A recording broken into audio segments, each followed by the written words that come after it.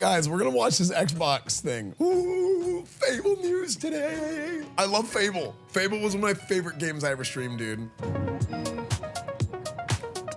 Welcome to this world-first look at Forza Horizon 6. I'm not sure what to do with I'm my Torben, hands. design director for Forza Horizon, and I can't wait to show you what the teams at Playground Games and Turn 10 have been working on. And I'm Don Arceta, art director for Forza Horizon. Damn, that looks crazy. Dude, the thing with Forza... The Horizon Festival is a celebration of beautiful cars, hit music, and breathtaking locations around the world. I feel like Forza is always just on the cutting edge place we've wanted to visit of for graphics, a very long always. time. Japan. We designed a campaign that really focuses on your journey. You don't start as a superstar of the festival or a racing champion or even a rookie. You'll start out as just a tourist in Japan. Your first goal is to join the Horizon Festival by completing the Horizon qualifiers. After that, you rise through the ranks, unlocking wristbands as you complete races and faster and more exciting. This is our largest map, full of verticality, it looks like real life, seasonality, and breathtaking driving experiences, elevated by Japan's unique car culture. Forza fans are incredibly creative, making everything from liveries to race events and scenic locations to explore. To support your creativity, we've added the ability to start building from anywhere, as well as loads of other player-requested improvements, all of which are also available in the estate and the customizable garage. We also could have been an email. Actually, to be fair, this is a really long showcase for Forza. Multiplayer. In Horizon Collab, I feel like friends can build Forza's anything cool, you can but like, together. Is Forza that big? This first look at some of the new features we've been working on, and that you're as excited as we are for the game. Let them talk games. Already lost E3. True. Chad, if we don't treat the game showcases better, we're gonna lose them. For more if you don't treat our better, the you're gonna lose them. Forza's racing game. The casuals play like Need for Speed.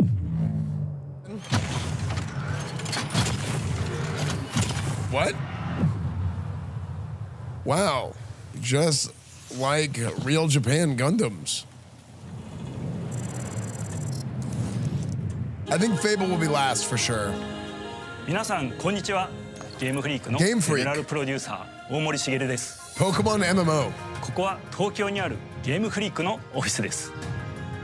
ビースト・オブ・リンカネーションは Beast of Reincarnation is a new challenge born from Game Freak's own initiative. Wait, it's a new IP? We called it Gear Project designed to create new experiences unlike anything before. これまでもポケットモン In スタ addition ー to シリーズ Pokemon の video game series, we've brought forth various original ギガレッ titles. カーなどさまざまなオリジナルゲームタイトルを世に送り出し Guys, we promise we make more than Pokemon, okay? 挑戦しています。 We promise we make more than ビースト・オ Pokemon. ブ・リンカネーションはまさに新しい体験ができるゲームです。遠い未来 Was one of the games Giga Wrecker? 汚れに侵食された日本、そして一人と一匹のアクション RPG というゲームプレイで構築されています。この美しくも過酷なビースト・オブ・リンカネーションの世界で皆さんにも臨場感あふれる冒険を味わっていただくことができればと心から願っています。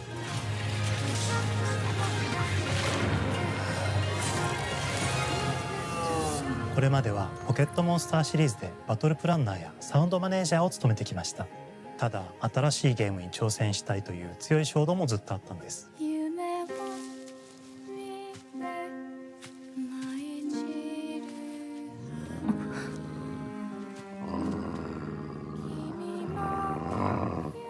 最初は黙々とそのゲームである感覚を自分の心に問いかけることから始めていました。世界観もキャラクターもゲームデザインも決めずに、ただどんな感覚がいいんだろうと探っていました。そうしているうちにぬくもり、頼もしさ、そして寂しさが入り混じったような感覚が最もしっくりきたんです。自分の心に反応しました。隔離された主人公エマとこの世界を一緒に旅していくぬくもりのある相棒クーもその過程で生まれました。古島からビースト・オブ・リンカネーション What are they saying? のコンセプトを聞いてとても興味を惹かれ I am a millennial gamer, okay? Why are you telling me about new IPs? I don't care about anything new. I just want the same thing that I played 20 years ago, okay? That's just keep giving me the same thing for the rest of my life, all right? What do you guys understand about this game, freak? Okay, just do another Pokemon game. We only want the same games and we want to live on a loop for the next 40 years, all right? What is so hard to understand about this? I want to live in a loop. Isn't that crazy though? That like our demographic actually thinks that way. Esfand leaning over the mic looks like a kid. Who is we? I'm we.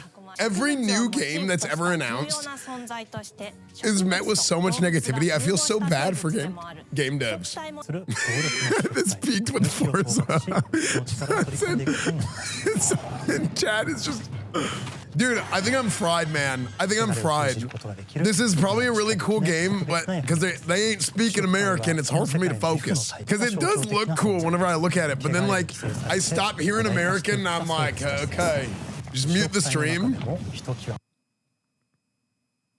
Peace. The surrounding environment changes drastically once you enter the Blighted Forest. Formidable Malefacts attack and block the player's path. And there is one more faction in this world. The Golems. The Golems are being created when former humans transfer their souls into mechanical bodies in order to survive the harsh world. Over the past 200 years, Golems have mastered formidable combat skills. I'm tired from reading. Dude, my ADHD is going insane today. I don't know why. That was great. Continue reading. I got a better idea. Watch.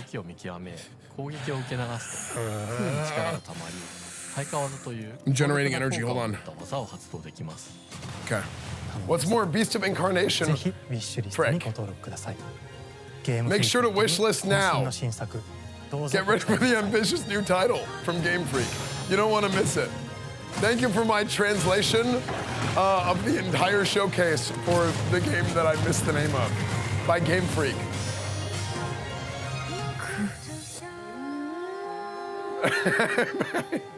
I got the mic set up in time to say wishlist now. Beast of Reincarnation, Game Studio Freak. Thank you. It took me so long. I was running around. Frick. What's your experience with Pottery? I don't do drugs. Amnesia Fortnite. We've had all sorts of great What? ideas come Amnesia out of this Fortnite? process.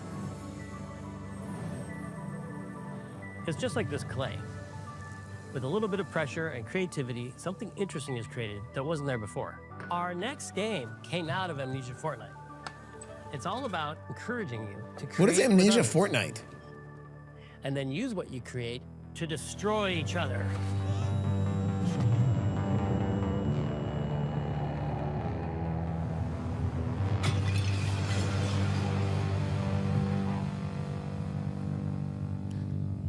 Don't worry, it's easy to make a new pot if you're playing Kiln, our online multiplayer pottery party brawler. Pottery. Oh wait, this is actually sick. Wait, so you make a pot and then you fight each other with other pots. And if you make a better pot, oh, milady. I feel like these showcases are too long for one game. Yeah, these showcases are too long because you end up just getting like distracted. Like the developer direct is meant to be like a deep dive into individual games that they have coming out, and I understand that. But the audience for these things is a very wide net general gaming audience. Unfortunately, a lot of it's kind of like toxic, like people that just like want to not like games, unfortunately. Because this looks like it's pretty good. Like, I think this is actually like a pretty good game. Just looking at it, it seems to be designed in a fun way. If this was like a 5-minute thing, people would be like, oh, that looked pretty sick. Maybe I'll try it out. But then eventually what happens, people, they stop paying attention and they're like, okay, well, I'm gonna get a snack. I get it. Like if this is a 1 hour showcase, in that 1 hour, they should try and hit like 8 games. In classic Fable fashion, you begin the game as a child, growing up in the sleepy rural village of Briar Hill. It's here that in a moment of extreme danger, It looks really good. your heroic powers first emerge. Look at her hair. And we discover that you are Albion's first hero in a generation. But not long afterwards, disaster strikes, and the people of your village, including your beloved grandma, are turned to stone by a mysterious stranger. Oh, frick. We can't wait to welcome you back to Albion's iconic capital city, home to Fairfax Castle, the old clock tower, and the legendary Heroes Guild. It's a huge city, full of contrasts. Rich and poor, Timed out again. nobles and commoners, royalty, and Dude, this criminals. looks, you know what it looks like? It You'll looks like spend Shrek plenty of time Town. there during the game. Yeah, isn't it like the Shrek Albion Town? is beautiful. We want you to play as the hero you want to be. And that starts with being able to choose how your hero character looks. So, in Fable, you'll be able to pick from a range of different character heads and customize your clothing, hair, skin tone, tattoos, Here's one on and Steam Deck. scars. I So think the they need to hero make you a new play Steam Deck. represents you. But as well as your appearance, you can be the hero you want to be. It looks through the way you really play, nice. Through the skills and abilities you learn, and through the weapons you use. Just like the classic trilogy, heroes in our game fight with a combination of strength, skill, and will. Wait, the combat animations look sick. Weapons with magical abilities gives us style-weaving combat,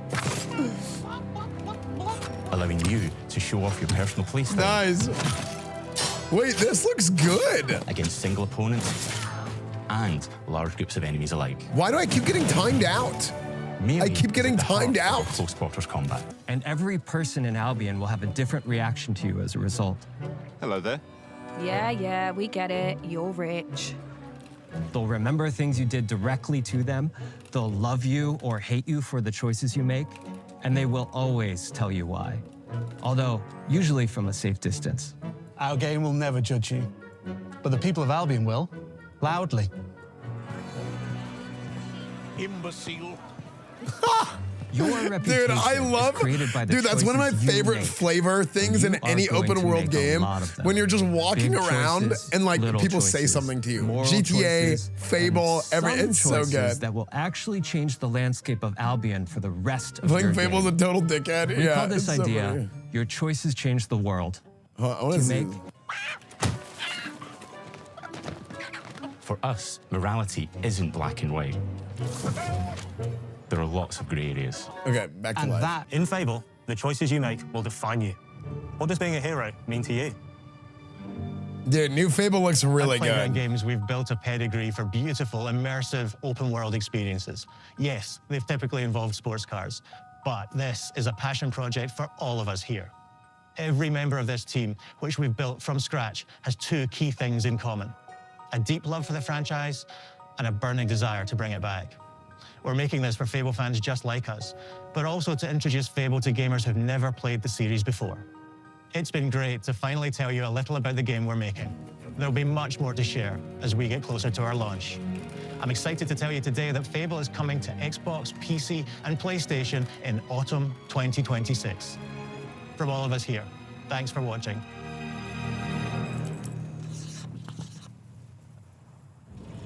Autumn 2026. Okay. Okay. Let's go. New Fable. It's looking good. Hey, so now you just got to beat GTA 6. You got to come out before GTA 6. But oh, wait, did it say on PS5 too? PS5. Wait, and it's coming on Game Pass immediately? So you don't even have to buy the game if you have Game Pass? Dude, what is Xbox doing?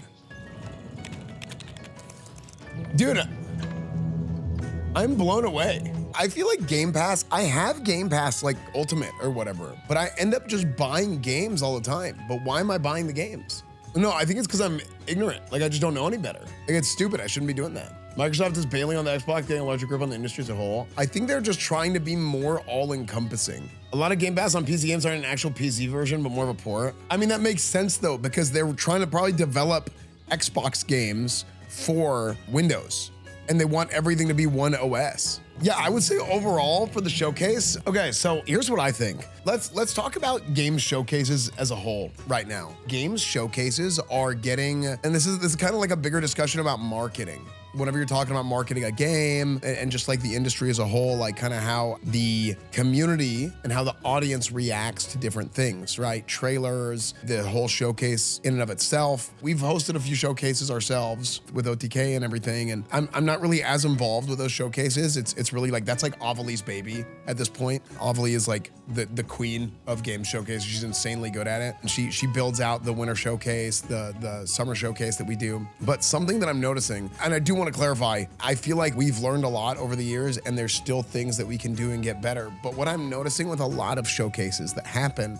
is you kind of have like this window of time that you have people's attention for. This window of time, it's like a nested attention span is what I'm gonna call it, where you have the attention span per trailer and per game, and then you have the attention span for the entirety of the showcase. And I wanna use something, and this is before Ovally came on to OTK. As an example, I feel like those first couple showcases that we did for our Summer Games Expo and the Winter Showcase, first few that we did were really, really long, unnecessarily long. Let's talking about the big picture. Now, there was a lot of good games in there. Sure, there was a lot of good games. And this is where this nested attention span sort of comes in. You need to have like, and I don't know what the time frame is. I haven't figured it out yet. We just watched about an hour showcase, I think it was. Let me scroll through here again. So this was like an hour-long showcase that they had for 4 games. So what you're looking at is you're looking at approximately, like 50 minutes for 4 games. You're looking at like 12 minutes a game, roughly. It's important whenever you're doing these showcases, capture the audience's attention span right off the rip. And there's a lot that goes into this. You need to be able to find a way to catch their attention right off the rip, but then also that like initial push of attention, it's immediately it starts fading, right?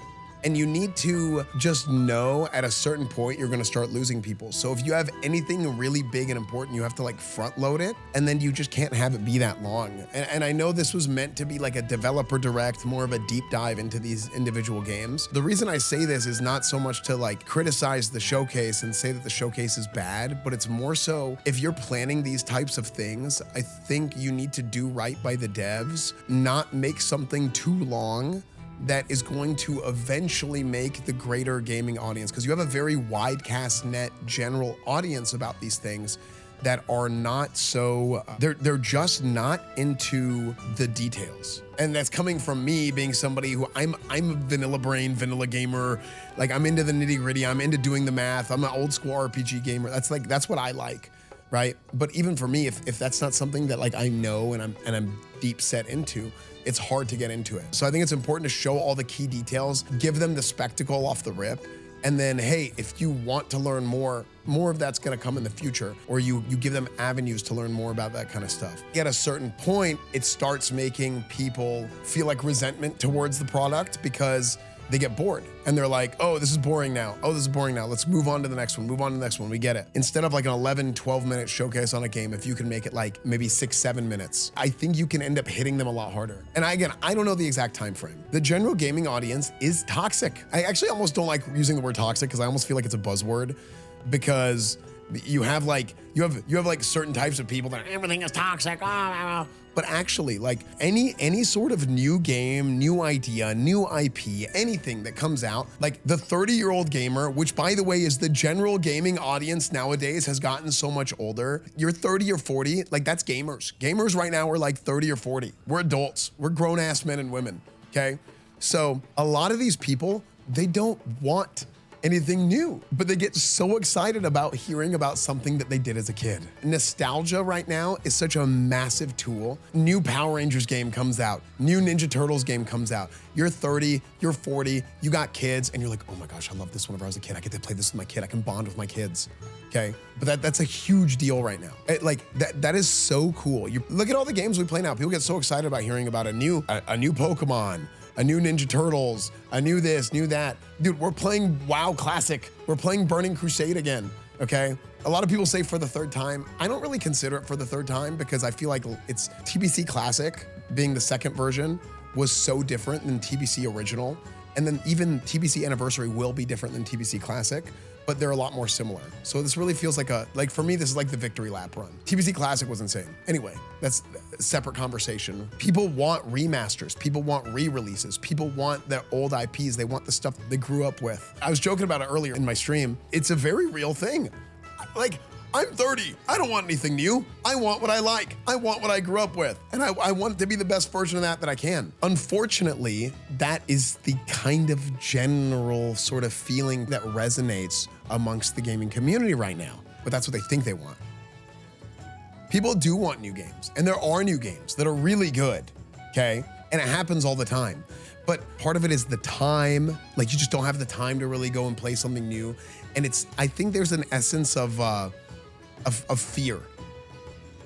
People are scared to waste their time. And sometimes you can't really learn anything, you can't really experience anything unless you put time into it. And people are just so scared to lose time nowadays because you got work.